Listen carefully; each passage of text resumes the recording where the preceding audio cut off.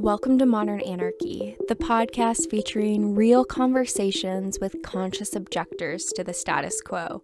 I'm your host, Nicole. I tried to keep her quiet, but she's screaming outside of me. I tried to keep her hiding, oh, shut up. I tried to keep her quiet, but she's a wild, wild woman. On today's episode, we have LGBTQIA activist Aurora Higgs join us for a conversation all about deconstructing our social context. Together, we talk about escaping the monogamous or polyamorous dichotomy, how men are also victims of the patriarchy, and the humanitarian implications of quantum mechanics. Do I need to say anything else here? I mean, clearly Aurora is my ideological twin. I don't believe in horoscopes. I'm sorry, Aurora, but and anyone else there that is really into horoscopes. But I will say we are both Virgos and we were on the same wavelength. So I don't know, I might be convinced after this conversation. But yeah, I really hope y'all enjoy this conversation as much as I do. It really bounces around all of my favorite topics. And it was just such a pleasure to get to connect with someone who has shared passions. I think it's so interesting when you look back on all the different types of conversations that have been shared on this podcast. It's interesting just where they go, and some people, will be preaching my exact thoughts before I have to even say anything, and it's amazing. This conversation also drastically changed the relationship I am in.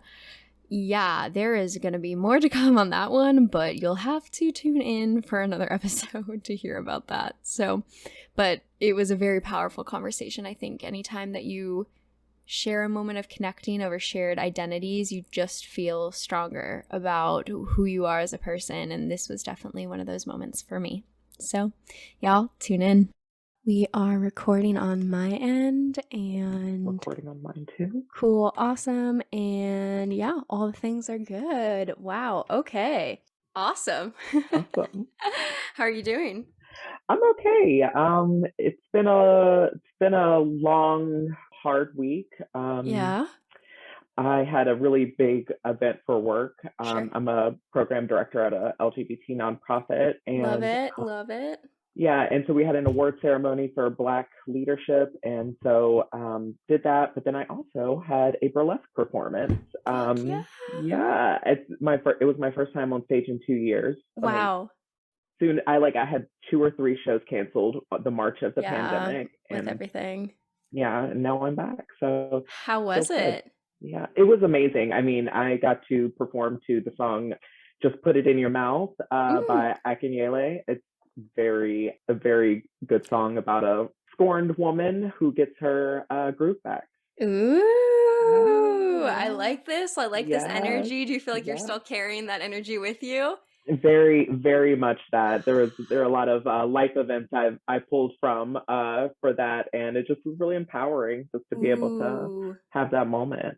Ooh, I want to ask, what life events got you to this state? I mean, I have been, cheated on, and God. I'm a poly person too, also sometimes currently I'm in a monogamous relationship because that's it's interesting, but it's kind of in the sense of relationship anarchy. When I came into this relationship, I knew that I couldn't just come in with only my ideologies. Yeah. And so, we've definitely had moments where we've done brief windows of poly, but mostly in a monogamous framework. Yeah. And it's just it's interesting because I'm in a relationship with a whole other person who has whole other needs and contexts. And so I mean, it's just I've pulled from just being a person who goes through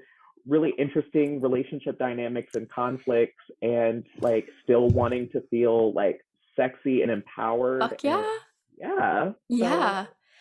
I personally would love to talk to you about that.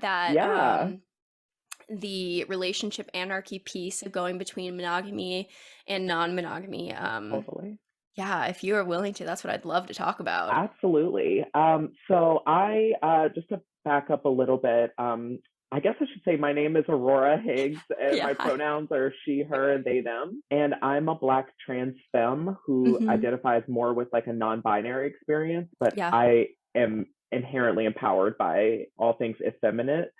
Still also learning now that I'm so like full-time femme, like I get to now dabble with like masculinity, which felt almost too like like I felt like if before my like real transition, if I were to kind of play with masculinity, then I would kind of be thrown into the default of masculinity. Whereas now I feel like I'm so far in the femme, I can play with masculinity and not feel like that defines me, which is a really interesting thing and dynamic that I'm still kind of discovering. But so part of that in discovering my gender, I'm also had the distinct opportunity to break down all of the like preconceived notions of my life and all of these like predetermined pathways. And I was like, okay, well, what does that mean for my like relationship and romance? Like, can I find fulfillment in having just like purely sexual relationships, or can I really like manage like substantive feelings with multiple people? And mostly my foray into like polyamory was me just kind of like me in the same way that I used to move away from masculinity. I don't want to really walk into the traps of monogamy, and not saying that monogamy is a trap. I'm just saying that there are inherent traps too in monogamy because our society favors that relationship like dynamic. And so within that, because we're in a white supremacist culture that upholds things like masculinity, heteronormativity, all of those things, this framework that is accepted by our relationship also has a lot of those things built into it. So I don't find monogamy to be very fair to women or people who identify as femmes, because in monogamy, the femme role is presumed to be submissive and subservient. And again, not saying all monogamous relationships are like that, but we do know in our society that can be the assumption. It's like, oh, if you're in a monogamous relationship and you're the woman or the femme, chances are you're doing things like upholding like this like idea of like feminine virtuosity. And our culture allows men to kind of do whatever they want without really making them face social consequences in the same way that we do with femmes. So I was like, I don't really like the idea of monogamy. I don't like what it entails for people like me. And so even if I'm in a polyamorous relationship that highly resembles monogamy, it still means that I have that fluidity and that like grace to mix it up. Whereas monogamy, if you do one thing, you're no longer monogamous anymore. The confines are so rigid that I would rather almost like completely duplicate that in a polyamorous relationship and then loosen the lines and blur all of those things. So that's where I am. But like I said, I also have a partner that comes from a monogamous background and a more traditional mindset. Pointing at yourself. Not me, but my partner too. Right. Yeah. And so at first it became very much me trying to like indoctrinate them into like, but what I was what I really want people to know is that like polyamory inherently has all the things monogamy has and more, because you can make it whatever you want. There is no singular definition of polyamory. So really you have nothing to lose except for this sort of like conceived notion of like what that means for you as a masked person in a polyamorous relationship who maybe is losing a little bit of like control or unearned like privilege. And I think that's really troubling for masked people and cis men in general, because of the society we're in. It says, hey, all of these things that were kind of default for you, not only do you have to recognize them, but you also kind of have to give up your power so that in hopes of a more balanced kind of thing. And men do not like having to face the same challenges that non-men folk are put through. It is imagine, like we know this world all too well, but in a way they're living in a world that's tailored to them, and then they dip a toe in water that's a little too hot, and then it's like, oh no. Yep. I think, yeah, for context, this is exactly what I'm studying for my dissertation, is relationship anarchy. So I'm studying, you know, the cultural context of marriage, gender roles across even outside of our Western context, right? Because I think when we have this personally right now, I'm probably resonating a lot with you, because I have looked at this whole thing of being monogamous into poly, to then seeing the whole thing as a relationship anarchist, and looking back at all of this, and I'm like, does this dichotomy even make sense? Like, what the hell is this dichotomy? Let's talk about the dichotomy. What does it mean to be monogamous, right? What the fuck does that mean? It means what, you sleep with one person, but I think it goes beyond that, and it has a whole value system to it, right? Where like your primary partner is a sexual partnership as well. So then we're taking out the experience of asexual people and their whole, you know, all of that. And also that partnership being, you know, the most important, the most authentic level of expression. So now we have a power, you know, differential between all your different relationships, that you should be pouring more energy here because that's what you're supposed to do. And within, you know, a larger cultural framework, specifically, I was reading this one book called How Love Conquered Marriage. And it was talking about this cultural practice in Africa, where specifically people will get married, but they won't have love within their marriage, because they feel like love within the marriage is actually not healthy for the community, because it pulls you away from the community ties. And I'm just sitting back here thinking, wow, yeah, there's a lot more than this just dichotomy of monogamy, non-monogamy. We really need to rethink how we're relating to all people, not just our romantic partners. This is a much larger than that. Completely. It's just like gender. It's a false dichotomy. It is. It's not. Poly is not the polar opposite of monogamy. Monogamy is a small confine that is floating within the vastness of polyamory, if anything. Yeah, right. And so polyamory is anything outside of monogamy in my mind. Right. Exactly, which is what I try to explain to my partner, who he's a little bit older than me. So these conversations, he's just like, you know, you just show up in your relationship and you do what you want to do. Yeah. And I'm like, it's a little bit more complicated than that, but yeah. When go ahead. No, I was gonna say, if it helps, my partner's like 6 years younger than me. And it's similar. It's like a mask culture kind of like thing, I'm sure. Yeah, exactly. Well, I mean, I think it's relearning your orientation to all people. And I think one of the big things for me as a queer person was re-understanding that I'm attracted to all people, right? Yeah. So when I would talk to some of my heterosexual friends, who then would say when they're in a heteronormative relationship, if their, you know, male partner went out to dinner with a female partner, really gendered stuff, right? But that's not okay.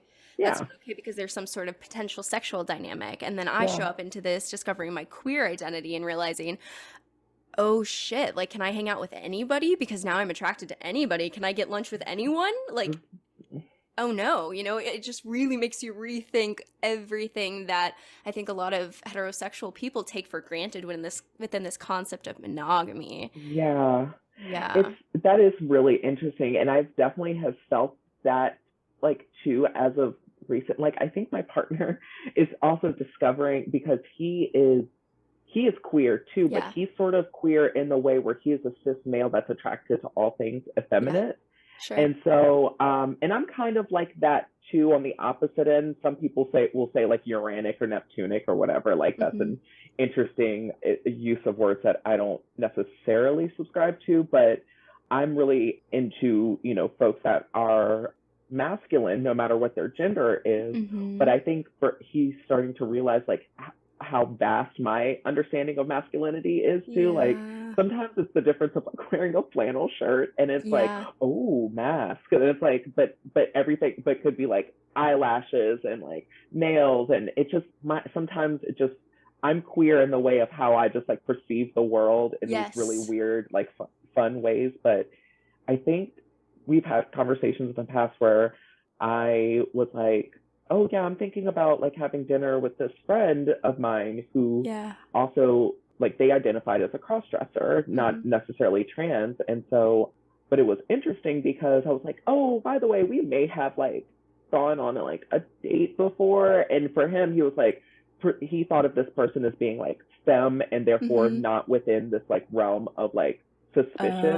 And yet this person, when I said had more information, I think he was like conflicted with like, but I thought they were STEM, and but now you're saying that maybe there was something, and how do I, and so, I mean, it was not a big deal. It was just a conversation where I was like, well, you know, if you're uncomfortable with that, I completely understand, because my thing is, I'm not super invested in that meeting. And if it's like something that is really troubling for you, we can have more conversation around that. And couples therapy, like I love couples therapy. I think it's amazing, and people should do it with or without any like major conflicts prompting it. But, I agree. It is really weird being queer and fluid and living in this like binary world where none of the rules apply to you, and somehow all of them at the same time. Yep, exactly. And then how do you navigate any of that? What is okay now within the lens of another culturally constructed idea, which is monogamy? And so trying to navigate that with people who have not done this level of deconstruction with how they show up in the world and relationships can be really, really tricky, I feel like. Can I ask, is your partner an academic? What do you mean by that term? But yes. So not I'm very specific about, are they in the world of academia? Like they got a master's in social work. Okay. Do they still like participate in like this like super hyper analytical like thing? Okay. So the reason I ask is because I'm getting a doctorate in media studies and trans representation. Love it. And there's a certain amount of conditioning that is particular to being in academia and having to push yourself to hyper-analyze things that can be super annoying in relationships with people who are not forced to do that. And it does not make us any better or any worse. However, I'm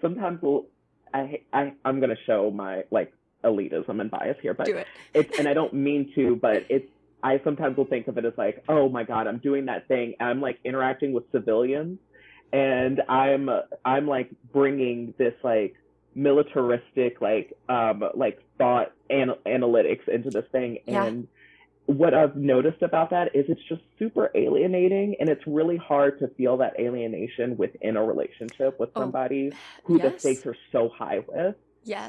But how do you tell them, like, I analyze the world in such a granular way that is so difficult to also translate into this relationship that means so much to me, and I don't know how to turn it off. Like, I am literally studying relationship anarchy to someone who wants and with someone who wants a monogamous relationship. And I'm sitting with him saying, this is part of my life. This is part of what I'm passionate about. And I told him, I know you don't want to talk on this granular level, but this is going to be a part of who I am and what I'm going to want to do. And if this does not sound good to you, this is going to be a huge thing for you to maybe make that decision if it's not going to be a good fit, because I am this granular. 100. That's what I tell people. One thing I realized in relationships, kind of in terms of like anarchy, was like, it no longer matters whether something is objectively right or wrong, because the point of being in this relationship is that we operate in terms of mutual consent without any boundaries, like presupposed boundaries within that. So what that means is, it doesn't matter if you think that something is like socially acceptable or should have been like expected.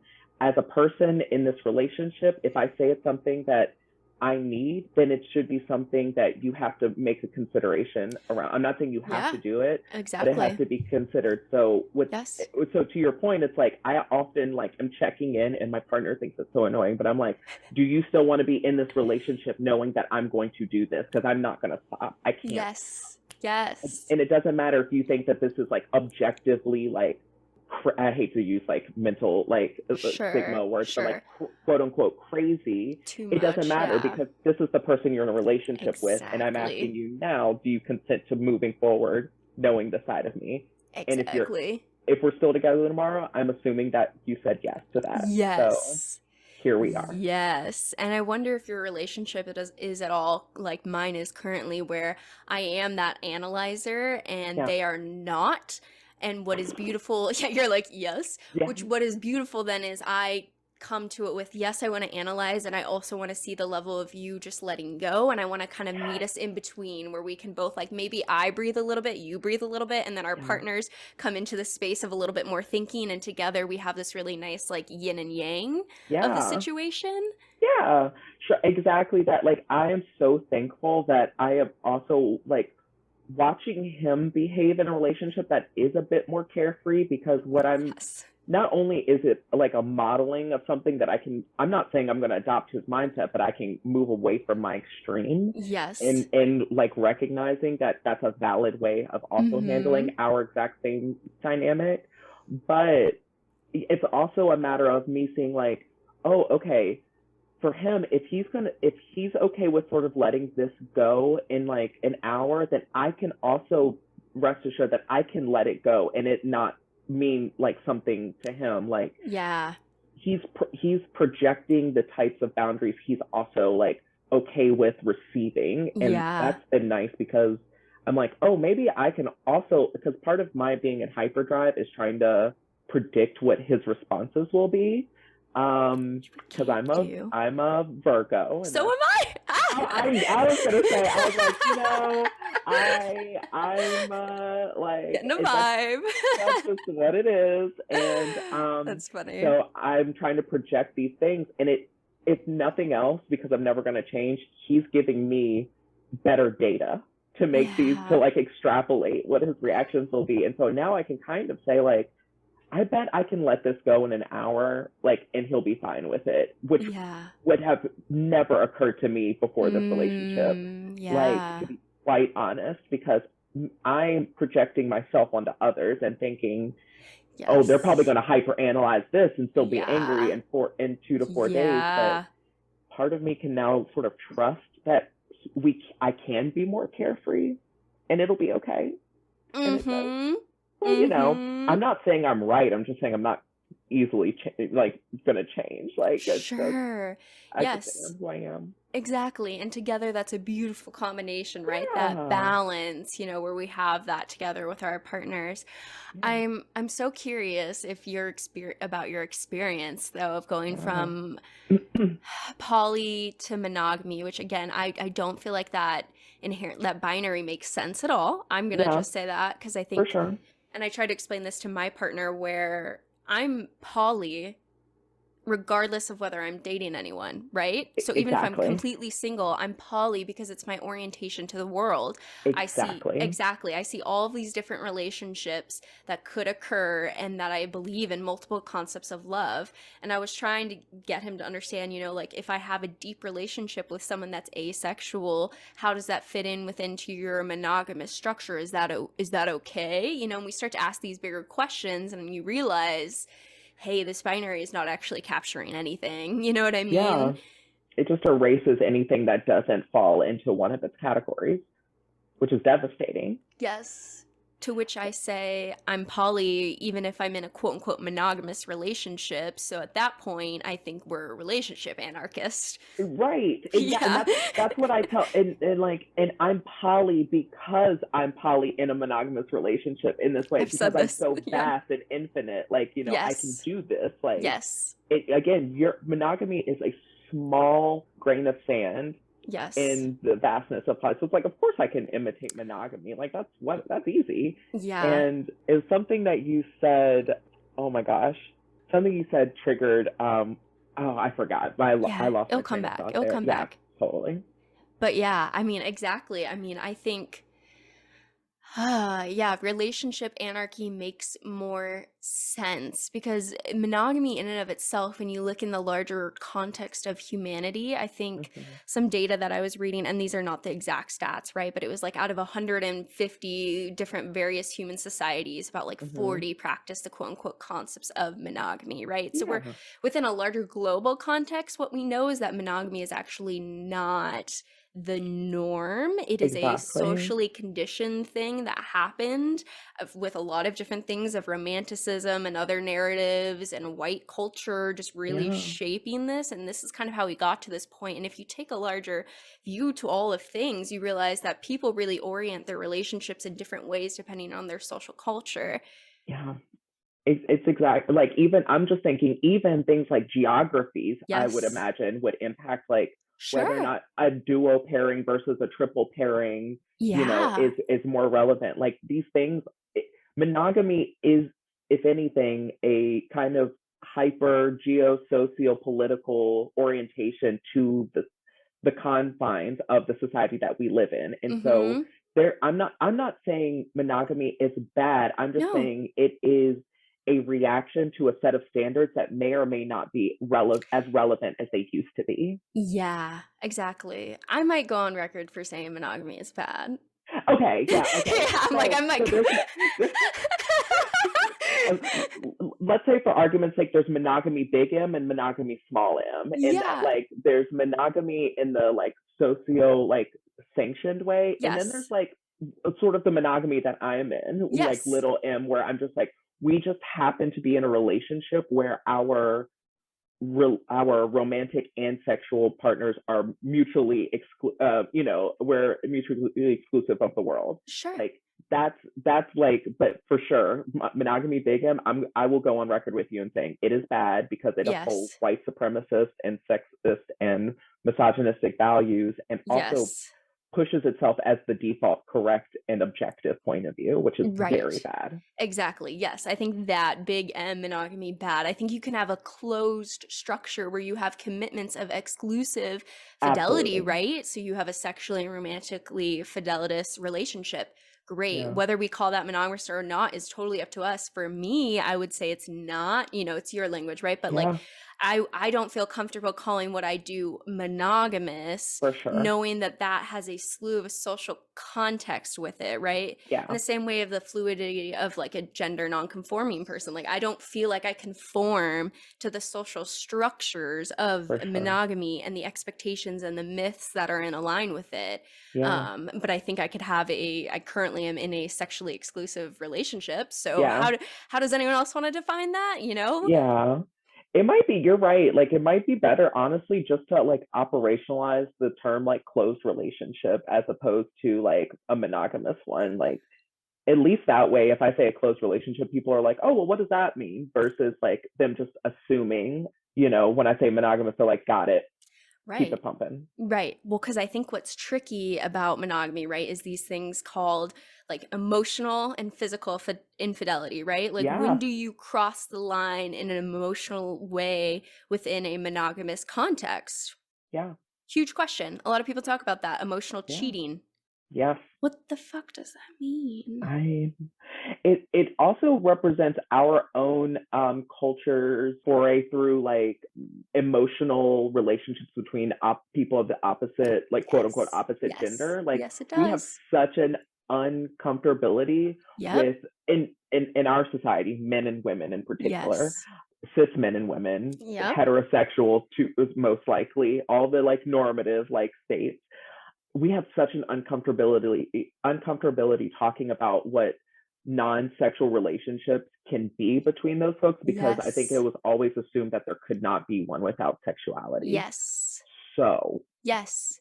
that just means that there's chaos. That just means, I mean, it doesn't inherently mean anything other than there are a bunch of people who live in a society and think that they're not allowed to have deep emotional connections with someone unless there is sex, and then that starts to inform how they do have these like relationships. Everything. Yes, everything. Exactly. Exactly. And I think part of why I like my partner is the fact that he doesn't, subscribe to that idea, like Yeah, it wouldn't bother him regardless of what sexual, yeah, gender orientation someone has that I'm hanging out with. And especially, right, again, as queer people, then that even complicates everything. yeah, Recently I sat down with one of my friends who is in their relationship, it's closed monogamous, and he actually listens to the podcast. So like he's Yeah. been learning a lot about polyamory and talking about Yeah. it. And when we sat down, he was expressing to me like this was the first time he sat and gotten food with another woman, and he kind of felt guilty about it because of all the structures of monogamy. And literally what we did was sit and talk about life. But Yeah. like that alone, because of the cultural conditioning of what it means to be in a monogamous relationship, made him feel a sense of shame and guilt to hang out with someone of the opposite sex. Yeah. What? And that is wild. And one thing I will say about that is because even though, so like hearing that's like, yeah, they should absolutely have that space to do that. Yep. And I will say, people in that dynamic who should be given that grace are also not in themselves in a vacuum, in the way of like, sometimes you can go into something like that with full intention, and then there's this weird cognitive dissonance moment where you're like, oh, I am having a really personal relationship with this person, and does that then create like its own sexual like tension in and of itself? Like, I'm going to be a realist. I do also think that there are times when we ourselves don't know how to handle those interactions, and we're saying like, I should be able to do it, but I'm also convincing myself that I should be able to go on this like interaction with somebody who typically is within my like range of dateable or fuckable eligibility. Exactly. But like sometimes I myself will create a narrative based on like, well, we're out and it's like intimate. Like, should I be making this a thing? Should I be? And so like part of me also knows that it's like, it is even more complicated than like, then just being like, oh, well, they should be able to have it. And so my default should be to think like, nothing sexual could happen with that. But it's like, we live in such a weirdly chaotic world with mixed messages that we also kind of like absorb them, and we have to do our own untangling even if we're in those situations. Sure. And exactly. And I think of what we're talking about, a lot of this is social context, right? A lot of people that are masculine have been taught that within social conditioning that men don't need deep relationships with other people. However, there's been this big exception that you could have it within a romantic partnership, right? So then for a lot of people that have been socially conditioned as a male and all of that sort of narrative, then to have any sort of other deep, intimate partnership, then ask the question of, should this also be sexual because I'm feeling this closeness? Exactly that. That's the thing that I'm getting. Think you like said that so perfectly, because that's exactly what it is. And that like sometimes I would not trust my mask partner because I don't know if he has done the work in order to acknowledge that that's what's happening, and if he does, like, does he know how to handle those conflicting feelings? And can he say to himself, just because I'm feeling a deep closeness with this person doesn't mean I have to project sexuality onto it. Because as a man, that's what I am taught to do. Number one, I think men are taught to believe that all femme bodies are within this like conquest of theirs in general. Which hugely problematic. Hugely problematic. And so I just feel like men are also such victims of the messaging that we put out there. And they themselves don't realize it because they're so beyond the idea of being victims of anything in our society, that they are more comfortable believing and knowing that they are the perpetuators of it, even if they will say like, oh no, that we're not doing that. I think deep down they're more comfortable being perpetuators rather than victims. That is a deeply submissive role to be put into that I don't think men are comfortable with. And so I don't always know, I can't gauge where someone is in their awareness. And again, I'm an academic. I'm taught to like analyze these things to its like most granular level. Exactly. But I think it's true. It is true. Like we know these things. We know these things are going on. And so I think, people in that space that are that granular are super helpful to other people that maybe haven't thought about these things or feel these things and feel like they don't know what language to describe them. So then people like us can have dialogues with this, and then someone hears it and they're like, that is exactly what I'm feeling. And here is that. And that's our role in this space, which I think is such a beautiful thing. Yeah.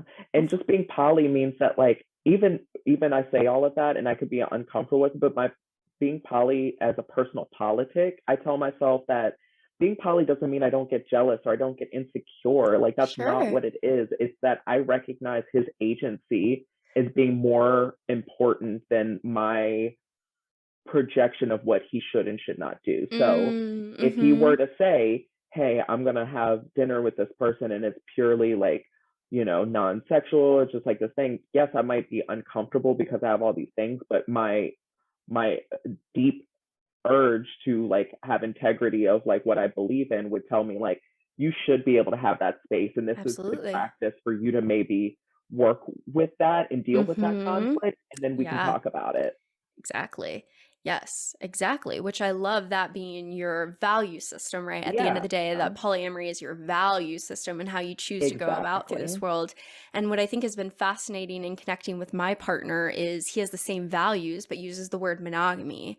And so then we'd have these conversations where we'd go around in different ways where I'd be trying to show my world and he's expressing his world. But I'm like, wait. At the same core, we're talking about the same things, which is the ability to live this life freely, but also make commitments. And there's commitments within polyamory as well, right? And so I'm like, God, this is just such a difficult thing of language that makes it really, really hard when you're talking about these things. And I think, again, because of that, you know, what is monogamy? To some people, you can't get dinner, you can't get coffee with other people, you can't hug other people, even in some cultures you cannot touch the opposite sex, right? So like we really need to be careful when we say monogamy. There is no boilerplate for what the fuck that means. And we need to take the time. This is where I get a little analytical like you, where I'm like, let's take the time to define, if you want a monogamous relationship that technically means nothing, let's define what monogamy means for you and make sure we're hitting that. And that can be really flexible. So now for monogamous poly relationship, we're autonomous beings creating a relationship together is what we're doing. We're like trying to create artificial order in a landscape of pure chaos and pretending as if that's correct. Yeah. And it's so, I mean, but you're right. I mean, monogamy in and of itself is amorphous. Yeah. But the difference between its version of being amorphous and poly's is that there are boundaries, and those boundaries are like guarded with barbed wire, and they have these really harsh consequences for trespassing them. But no one's going to tell you where those boundaries will pop up, really, in the larger societal context. Nothing. In the micro, sure, y'all can talk about what your specific definition is, but in our society, when we have discourse around what monogamy is, we only know it once we've trespassed it. Like, that's how you find the borders. And that's really problematic in and of itself. Like, there's no informed consent really in that, I feel like. So I don't like that. I don't love that. No, exactly. That's why I try to push on people like, you should define what monogamy is. Define what emotional cheating is. Define what physical cheating is. There's so many different is a kiss on the cheek cheating, you know? To someone, they might say absolutely. To another person, or within a cultural context, right, in other countries, no, that's how you say hello to people. And it's like, we really need to recognize that, there is no easy definition for what that means, and recognize that it's all culturally context, you know, like this is all created from there. So wow, when you take that step back to recognize that you have this full slew of options that you can create, it's beautiful. It really is. And that's what I want people to understand. Like, it is so beautiful and freeing and liberatory, and you can have everything monogamy gives you, plus the freedom to move those boundaries as you please and as it suits your relationship dynamic. That's all I'm trying. That's all. You have the space to create them, and you got to talk about it. You have. That's, you know what, that's kind of the bottleneck right there. It's like, you inherently do have to talk about it. That's the work I think people are shying away from in this, is like, you have to have conversations that society has never prepared you for. So in terms of social scripting, there are none, and that is difficult, but it's also inherently beautiful, because you get to write your own script, and you know you're never going to be subject to like the macro society's like expectations if you're, you know, really doing it like, in a deep way. I know. And to bring in my partner's point, a lot of the time he would say, yeah, but you know the difference between having that feeling of desire of wanting to be with someone and not wanting to be with someone else in like a more intimate way. And I've always pushed him on that, where I'm saying, what does Yeah. that mean? Like, I actually don't. Like, do you truly know the difference when you look at other relationships in your life and the difference between romance and platonic, right? Romance and sexual and like deep intimacy? How do we actually come to define what it means to be romantically exclusive? Yeah.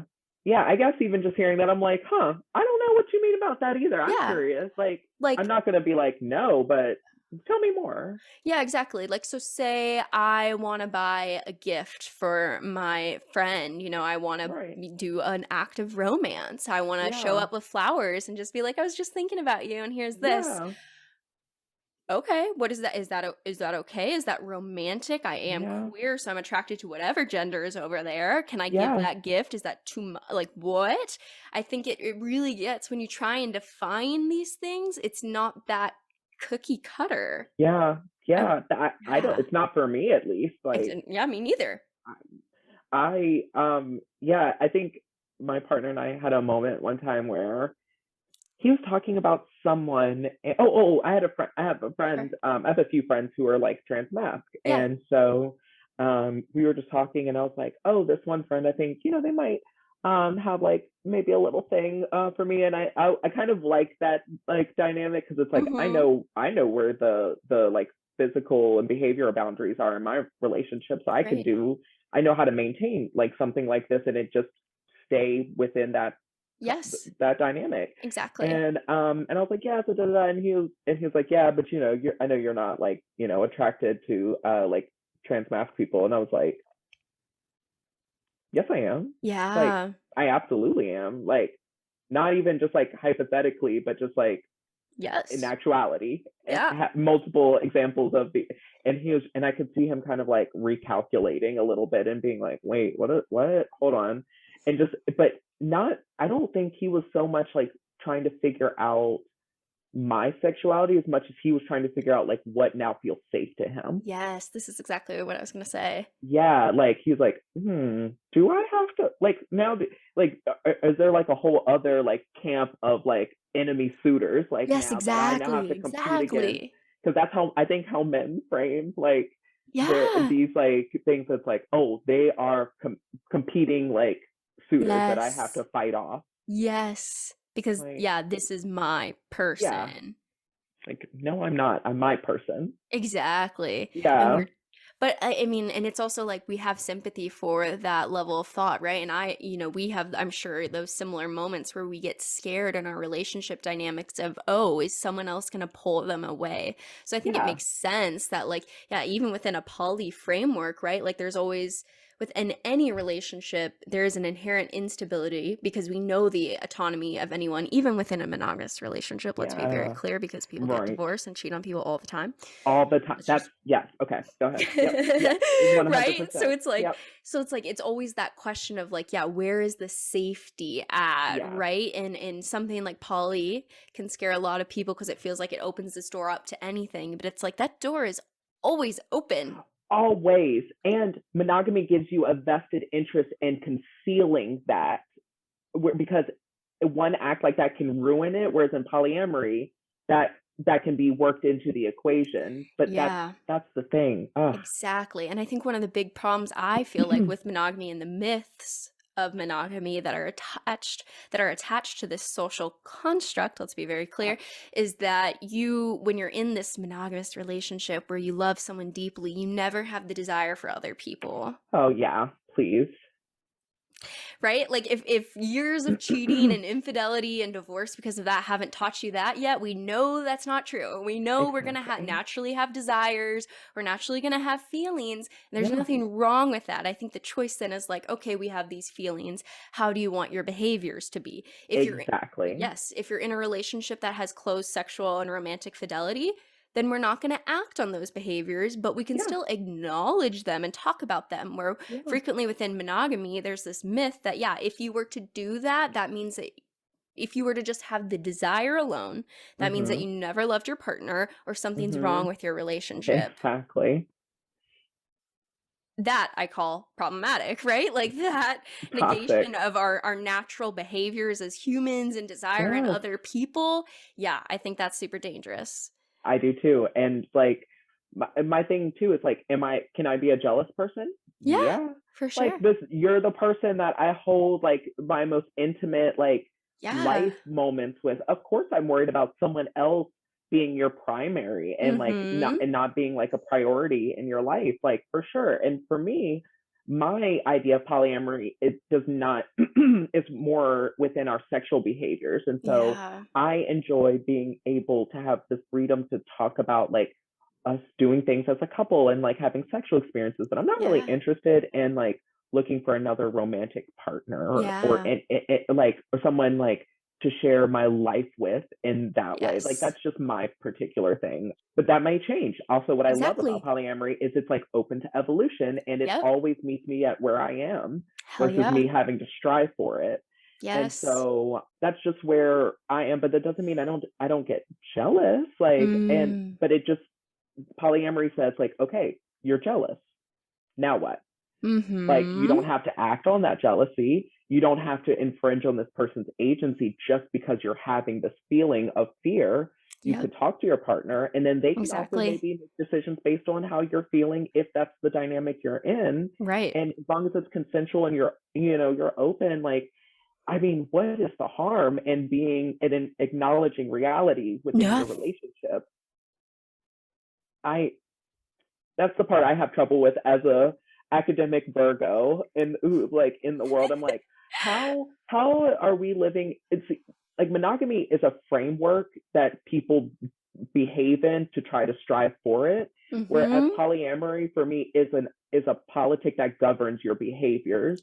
And in this way, and it's also a framework to be certain, but like just like what you said is like monogamy, just because you're in a monogamous relationship doesn't mean you're behaving monogamously. That means you're labeled in this thing that you're constantly having to live up to and constantly show qualification to say that you're like there. But like I said, being queer and being poly meets you where you are and says like you don't have to define it other than to say that like you're definitionless if you want. Like, exactly. So it's interesting for my own like dissertation, just kind of curious. Yeah. So you said that you identify as a relationship anarchist? Yeah, I identify as an anarchist in a lot of ways, and I like to bring that into my relationships. Sure. Okay. Yes, because I'm just so curious as I'm framing this as someone in the field, right? Where I feel like relationship anarchy is taking such a deconstruction to both poly and monogamy that it's like in a separate camp almost. What do you feel like that's like an accurate? Separating just the ideas of relationship anarchy from the question of like poly versus.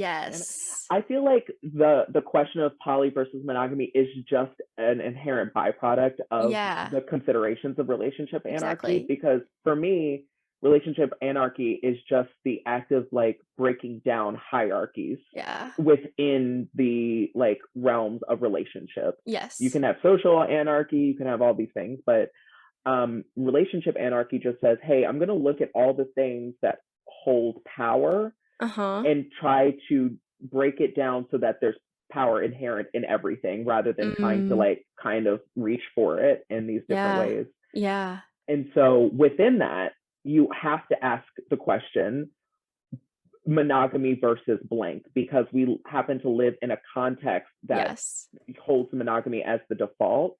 And anything outside of that will be held, again, polyamory as a reaction to the default of monogamy kind of defines itself as anything outside of that construct, that monogamous construct. But like in that way, it is kind of artificially constructed. Like it's not a complete and natural idea for me because it's in response to an artificial like construct. Which means in and of itself, it is like, I feel like in an organic world, we wouldn't even have words for these things. No, we would just behave however we want. And there wouldn't be power structures that dictate, hey, you should be in a monogamous relationship versus in this poly relationship. So in the long way, it's like they're not separate, other than to say that like relationship anarchy is such a more vast question with other like implications that are at the same level of monogamy versus poly, but everything else, like,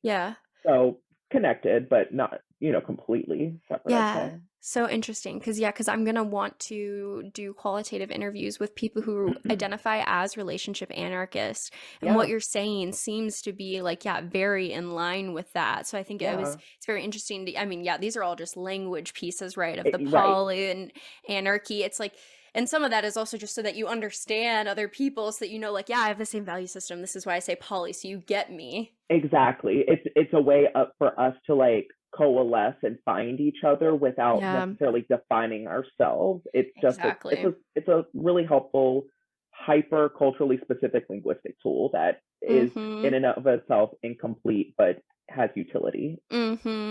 Exactly. Yeah, because if I stopped having sex with anybody in my life, I'm still poly. I tell my partner all the time, I identify as hoe no matter what I'm doing. Like I love, before I was in I wasn't even in my first monogamous relationship until I was 29. I still identify, and the things that I did was culturally defined as like hoeing. Sure. And so I empowered that, and I said, well, great. I'm gonna, if those are the words you use to define my behaviors, I'm gonna find the utility in it and tell people exactly what I'm about, which is this set of behaviors that is culturally defined as hoe. I'm all right with that. So no matter what, if I'm in a monogamous relationship and I'm not sleeping with other people, the mindset and the lens that I perceive the world through is informed by a hoe-ness. And so I'm a hoe, and I'm okay with that. We can have a conversation about what my behaviors and praxis are within that, but other than, if without getting that granular, that's just what it is. And I choose to let people think what they want about that, and I'm not going to bother myself on if they truly understand what I'm saying. But I kind of like that too. I like Catherine McKittrick talks about like being like demonic in this terms of being unknowable and undefinable. I kind of like the idea of saying something so arresting to people that they both like bring in a notion, but then they're like, well, what did they mean? And then I'm kind of like, I'm free in their minds, like, because they can't easily define me. Right. And I think that it's so fascinating to me that we're coming to this understanding of things like gender and sexuality being more fluid. And wow, the next step, everyone, is relationships are fluid. Okay. You can have multiple different ways of being in relating with your partners, right? And that can change over time. And I wish we would get to that sort of concept, kind of like we are now with gender and sexuality, instead of trying to put ourselves in boxes. Like, let's take a step outside of the box and just recognize the fluidity of this. Yeah. And I'm almost wondering, just in having this conversation, it just occurs to me, like, what is the stuff beyond fluid? Like, what if we can also like appreciate and celebrate like chaos?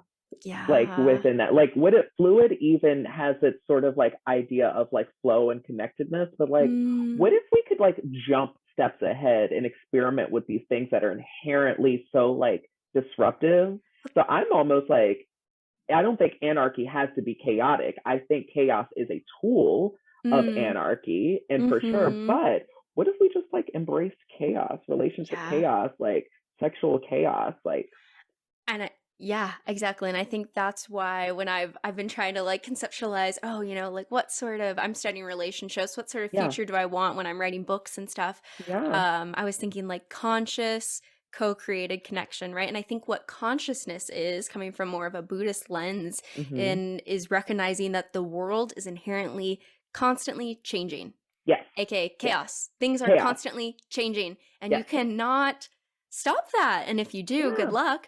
And I feel like, how can we get comfortable with the unknown future and the chaos which is inherent to change? Yes, for sure. I love that. I think, I guess in this conversation, like, chaos is really just like, I go back and forth on whether or not I believe like we live in an inherently chaotic universe, and then is any sort of like order in that is artificially constructed in spite of that chaos. But then I also wonder if like chaos is just this linguistic tool we use for order, a certain order at a scale that we cannot comprehend. And so like what does that mean? Like I don't know. I don't even know what the implications of that question are, but like yeah, I mean, the laws of thermodynamics that we know of physics with the universe is that the world inherently is increasing its level of chaos. And we know that on a physics level, that is getting more chaotic. Things are constantly going towards that. We do not go back in the other direction of more order. Right. So that's an inherent aspect of our reality. At least you're right, though, from the lens that we currently understand our dimensions. You know what I mean? We still don't know what happens with black holes. So if it gets if it gets spun into another universe that gets to become clear and ordered, sure, but that is not the world we currently live in, which is perpetually going towards chaos. And that's a great point. And I'm a huge like quantum physics nerd, even though I'm not even in the STEM sciences. I know, me too. So I'm so glad you said thermodynamics, because I was in here thinking about like superpositions of like quantum physics and being like, what is that? Is that like chaos? Is that like, you know, oh God. Okay, I love talking to Virgos. Yeah, hi. Let me tell you, I literally subjected my partner this morning to a 30-minute video on quantum mechanics and gravity. That is so wild. I just posted on my social media. I went out and I was like all done up and I looked like a bully from high school, like the really hot, sexy kind. And at the end of the night was me in a huge oversized t-shirt drinking a beer watching PBS Quantum Physics channel. And oh my God, I love this. Yes, I feel like it's so beautiful because at the biggest level, I feel like of quantum mechanics, of what we've learned is that two opposite states can exist at the same time.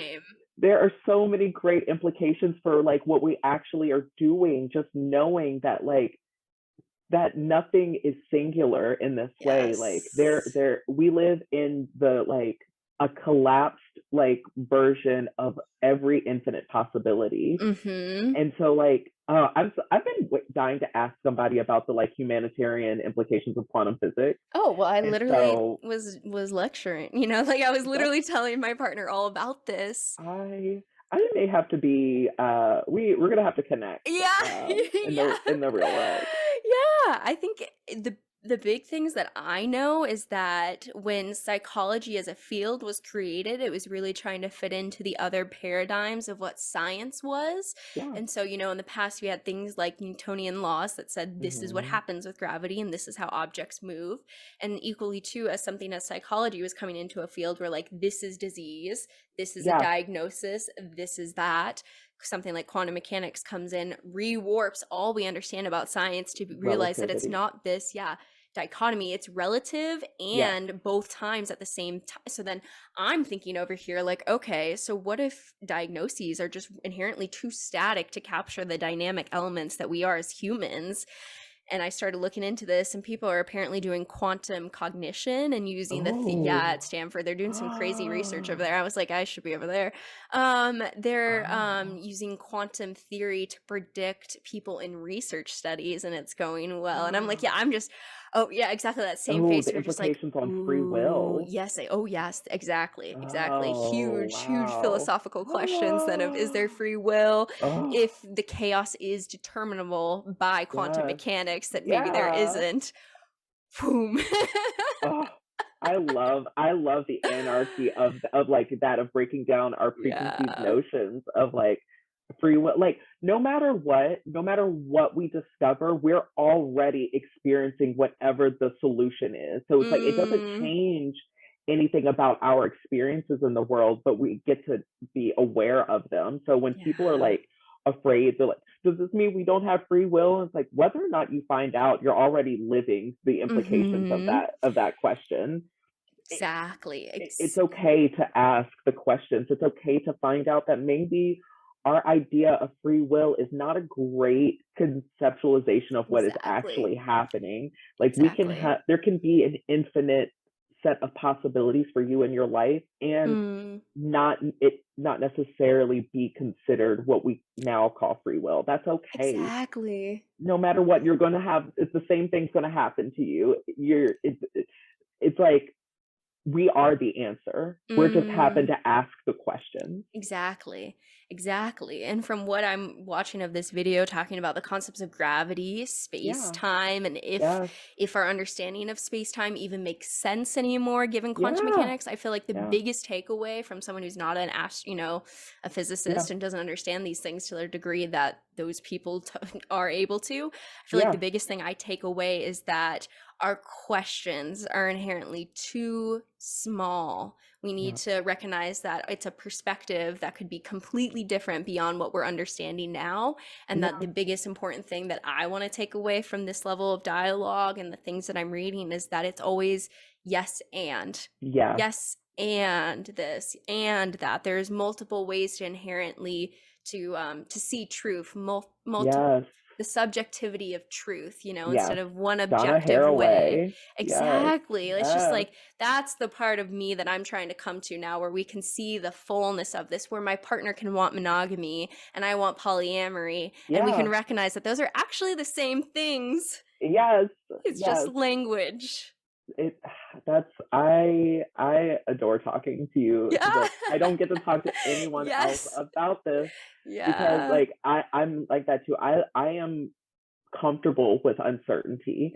I think it is exciting. I think that I love asking the questions, and I love something else that I'll say about quantum physics, and then this is probably boring everyone to death. That's their fault.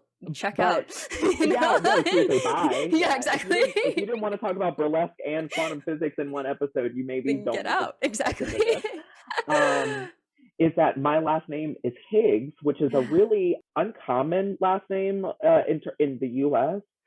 Because I don't meet anyone who's not related to me whose last name is Higgs.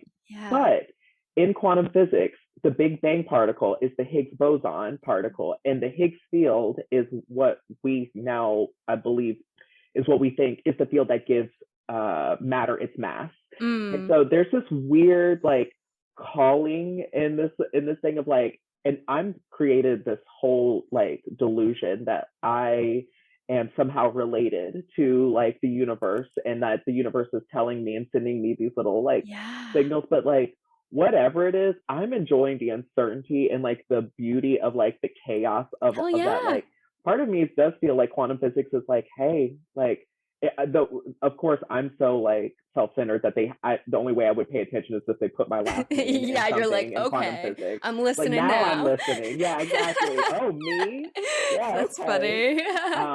But it feels so like serendipitous, and I love how vast like it is, and I love how little we know about quantum physics, because it's so fun to like speculate wildly. I know. I agree with you. It opened up everything that we thought we knew, from the smallest scale to the larger scale of how our universe works, and literally says there's yes and. That's huge. That is a huge, the fact that other people don't get excited about this is kind of crazy to me, because these are the atoms that are in my body. These are the atoms that make my skin. These are the atoms that are, like everything is this. It's magic at its like inherent level that we, I mean, at least from our perspective now, maybe one day we'll understand it, right? But it is magic currently that we have everywhere. That's exactly what magic is, just undiscovered science. Yes, it is. And like, so I'm okay with that too, because I truly do think that the unknown is so deep that we might as well call it a magic, like at this point. But also like, just thinking about consciousness, like you were talking about, is consciousness like a quantum phenomenon, and therefore like, what are the implications for immortality? Like, does that because we know that quantum positions can be in multiple universes. So what does that, do we never experience death? Is incarnation sort of an incomplete explanation of this phenomenon? Like, how are people not, and we sound like such nerds, but seriously, how are people not nerding out about this? Yeah, I mean, physics turns me on. I just have to be super honest. I'm so wet right now. I have totally masturbated to physics, and like I love it. And I was trying to explain that to my partner. I was like, I don't know what it is. It's so up here brainy that it like I love it. Inherently, you can't masturbate without physics. I know. Yeah. Yep. Movement. Yeah, there you go. I love that. That's so funny. Yeah, and I mean, I like to think about it as even if we don't experience another level of consciousness when we die, the reality is that matter is not destroyed. I mean, a black holes kind of question that whole thing, but you know, my carbon, my whatever will eventually be decomposed by the fungi that will invigorate me into the trees that make the oxygen that make the future, like I mean, there might be a death of my consciousness, but inherently who I am is always going to be in the universe. Yeah, and that's how I felt before quantum physics, and now with quantum physics, I'm even asking the questions like, maybe I won't experience the death of my consciousness. Yeah. Like, maybe my consciousness is so quantumly held that it can travel between these like states and these like universes, and maybe because I know, and we know inherently that when we experience like physical death, our matter will be distributed back into the universe, and we will always live on in that respect. 100%. That we don't even need quantum physics to be certain about that.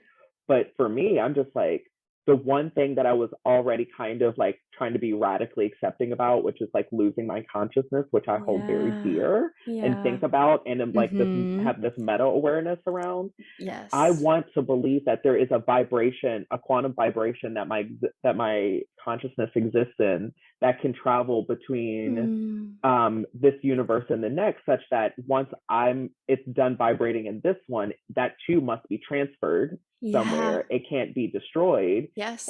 And we know about quantum entanglement, and so I wonder if like they're entangled in a way that when they pass on, this like loose conception of like awareness and what being like conscious will travel to another place.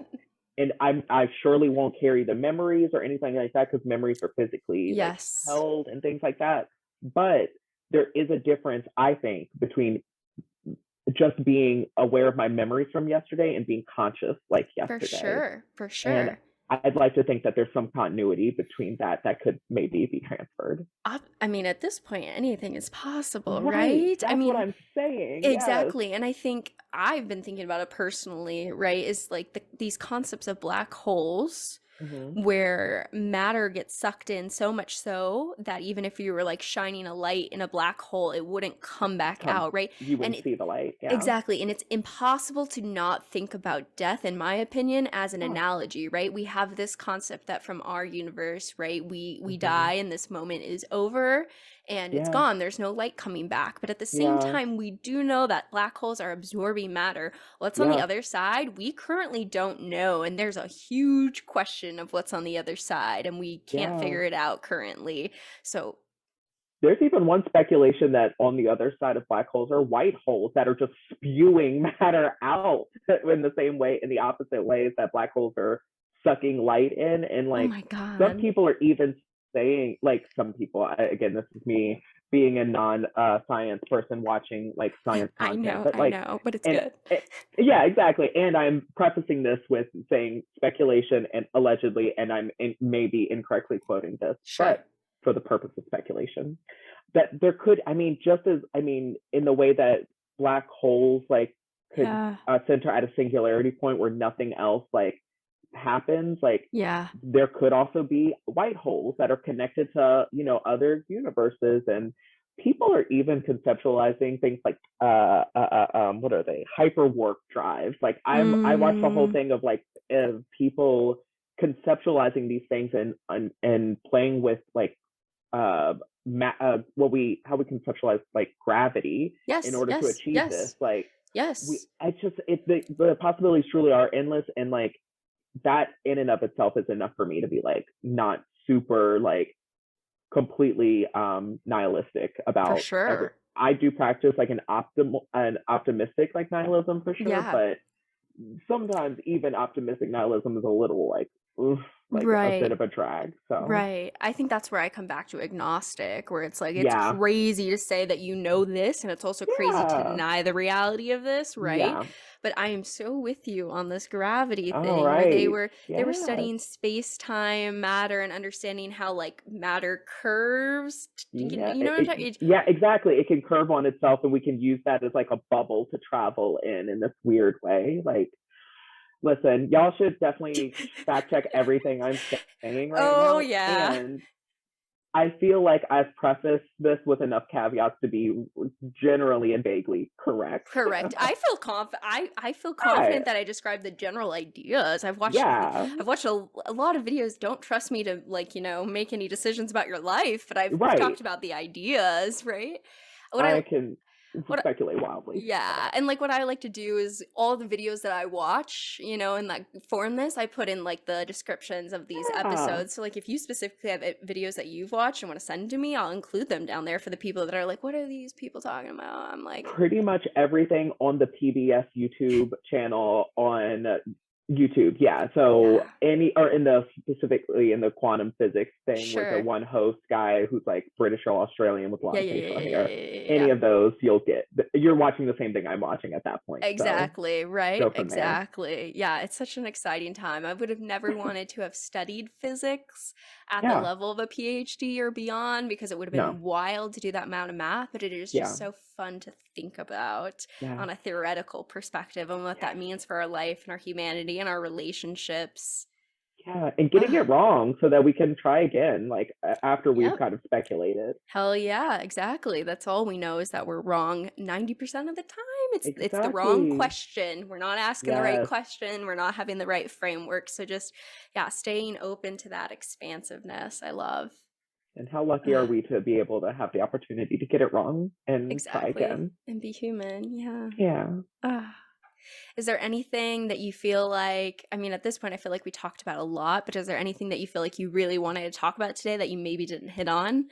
Oh, I don't know. It's really interesting because I guess when you first like reached out and we were connected and we were talking, I was like, oh man, what am I going to talk about? I definitely wasn't coming on here to talk about relationship anarchy specifically. Because for me, I live in this kind of world where I'm trying to embody anarchy, and so I was like, truly, we can just feel out where the conversation takes us. But I'm definitely somebody who is like a gender anarchist. I am an abolitionist.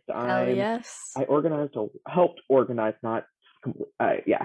a work strike a few months back, and like that's a form of like social and labor anarchy that I think we need to get more comfortable with. I think we as a society need to be more comfortable with anarchy and the term radical, because it's part of the problem. It's part of like the toxic cunning of our society is to vilify these words such that we're uncomfortable even looking and defining them for ourselves. Be an anarchist. Be gay, do crime. Is, I guess my I love that. Way. Yeah, embrace the freedom, embrace the chaos, embrace the unknowns, embrace the fluidity. Be queer, do crime. Yeah. Don't hurt anyone, but do crime. One question I do ask everyone on the podcast is, what is one thing that you wish other people knew was more normal? Ooh, so the first thing that comes to mind is I wish people knew how normal and organic queerness actually is. I feel like heteronormativity is actually very abnormal and very inorganic because it's socially constructed. And I truly feel like if we lived in a world without any confines relative to gender or sexuality, what you would see as like de facto would be what we are conceptualizing as queer in our society. It would be people who don't think about, it's like, imagine if we all of a sudden politicized people's eyelash length, right? Okay, something so random and arbitrary as eyelash length that is different for everyone. Imagine if we all of a sudden created a world in which people who had 3 millimeters of eyelashes could only date people with double that amount or something like that. Yeah. Imagine how wild that sounds just to say in this world. That is the exact same concept that we are operationalizing in our society, but we just chose a different dimension of difference. We chose genitalia, and even that's not a correct like thing to say, because it's not just genitalia. It's also like someone can look and present as like a quote unquote cis man and not have a penis, and that challenges our society. And so it's not even genitalia, but it's this politicized definition of what it means to have certain genitalia, I guess. Or it's so random in and of itself, and dumb. Yeah. But that's the society we live in. We basically have created this thing. And nowadays, because we don't politicize eyelash length, if you look at any two people who are mated or dating or attracted to each other, I'm sure you would see a quote unquote queerness of eyelash length, of like this like uncorrelated like set of data points that have no sort of direction. And I truly think that if we didn't politicize gender and sexuality, we would see inherent organic behaviors that we now would consider queer. Yes. It's a long, drawn out way. I'm so sorry. No, I want to apologize to everyone listening to this I shouldn't be apologizing. Yeah, do not apologize for your beautiful analytic brain. I will not accept it on my show. That is the one thing I will not accept. Yes. It just is what it is. I just know some people listening and they're like, wow, that is a long, drawn out way of putting it. But that's truly how I see it. Well, and I agree with you. So let me bounce back with you. I mean, the concept of heterosexuality is based on the concept of a binary gender dichotomy. Yeah. Right? Where there's male, female only. And so you like someone of the opposite sex.